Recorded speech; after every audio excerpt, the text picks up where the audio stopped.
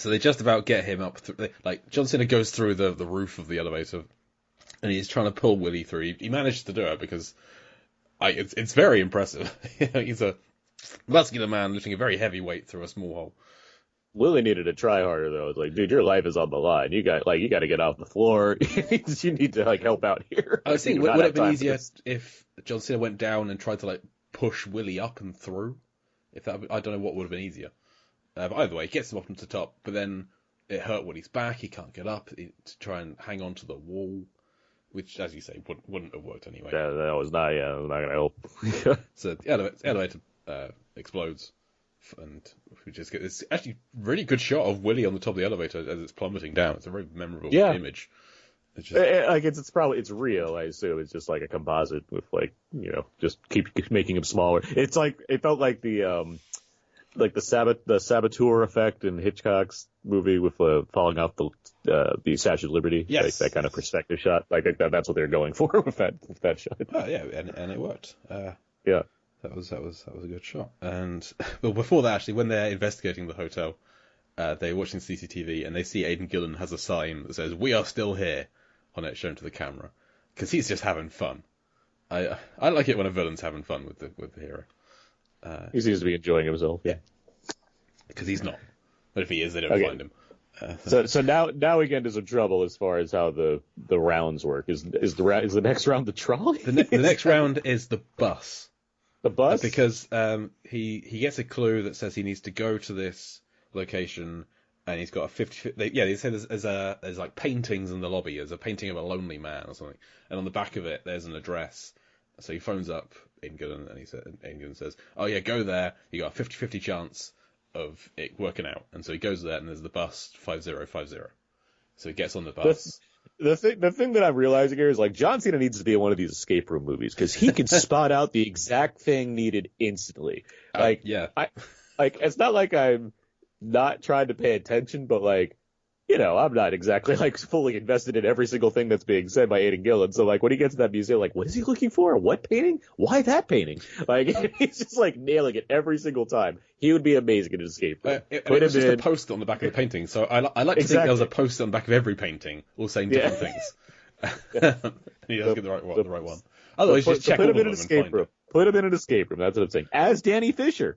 Bring him back. Yeah. Put him in an escape room. Crossover, yeah. Escape room 3. Crossover the cast. 12 rounds 4. Let's bring them together. Yeah. We can make it happen.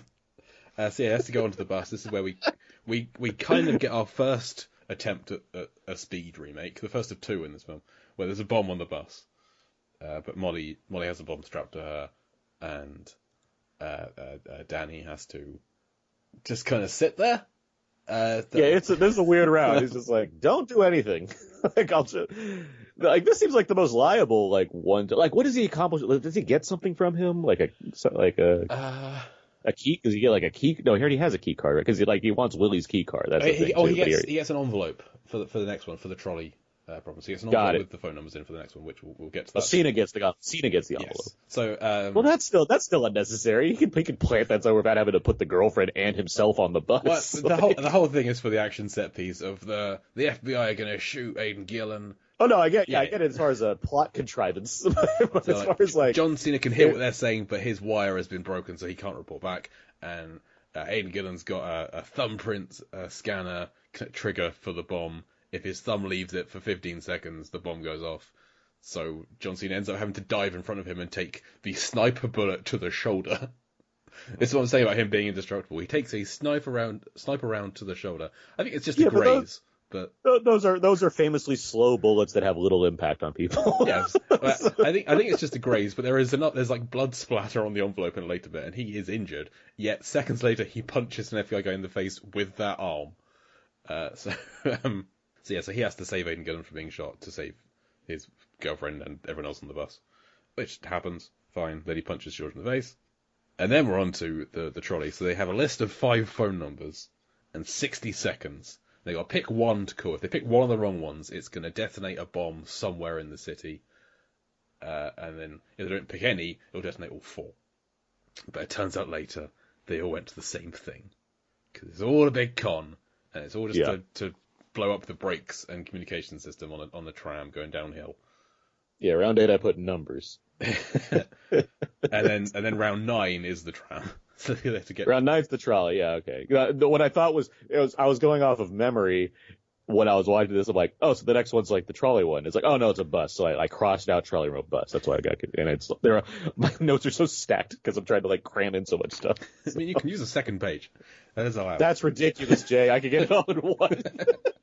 It's not a CV. Waste a page for 3 extra lines of notes on 12 rounds. Okay, it's true.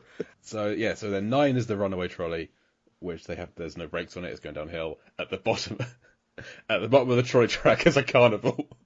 I know we're having fun, and we are, because this is fun. I will say, I like this sequence. This and the elevator sequence, I think, are very effective on a tension level. I do think they accomplish what they need to, and I think the trolley thing is a lot of fun. Like, it's something.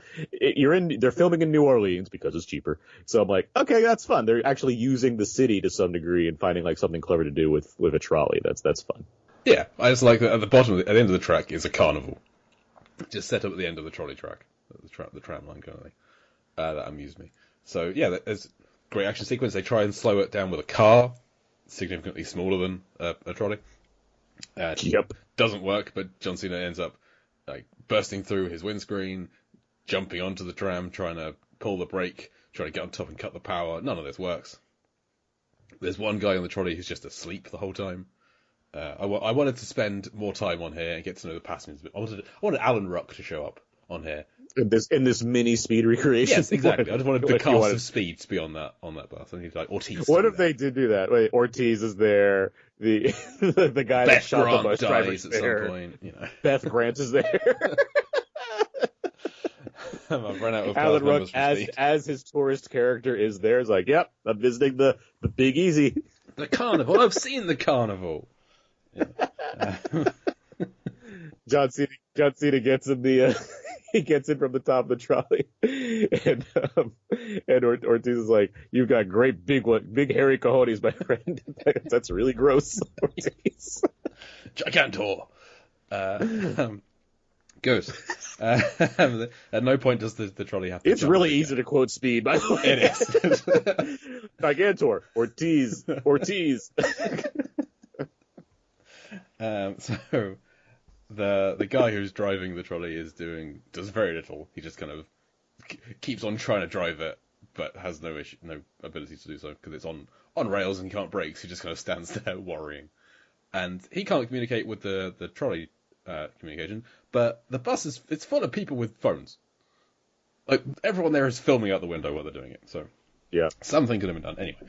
They can't stop it anyway, so the only option... It's your boy. I'm going to film this fight and comment on it. It's just straight out of Shang-Chi now. That's what Absolutely, yeah. So the only option is to drive into the power transformer and blow it up and knock out the power. Obviously. Yes. Which it turns out was all part of Aidan Gillen's plan. It is. I do like that the general logic of, if I just get on top and smash the thing, it'll stop working. That doesn't work. Like, that's crazy. That always works in movies. This is the one time where it's like, oh, I guess getting up and smashing it didn't turn it off immediately. It didn't shut the door when I shot the switch on the wall. Yeah, it's novel. That's something that makes this film different. They don't... But I'm saying, yes, 12 rounds, subversive. Yep. But, so they... Special transformer, cuts the power, the trolley starts to slow down, but it still plows into the carnival, but they managed to clear it in time. So that kind of works. But then Danny gets all cocky when he phones up Miles and he's like, see... Well, first, the trolley doesn't exactly stop. It still crashes into the carnival. They don't stop it in time, but no one dies. So he's all cocky. Oh, that was easy. That was... Give me something difficult. And what are you doing, man? You've got 3... It's like... Lives are at risk here, including your girlfriend. I get the adrenaline rush, but you don't need to be cocky to the guy who has her hostage, who has 3 more rounds of probably increasing difficulty left. By the way, we needed, like, the FBI presence in this movie is ridiculous. Like, they're involved, by the way, right? Yes. Like throughout, like Oh yeah, he has Ray Santiago, one of the other FBI guys, with him on the trolley mission.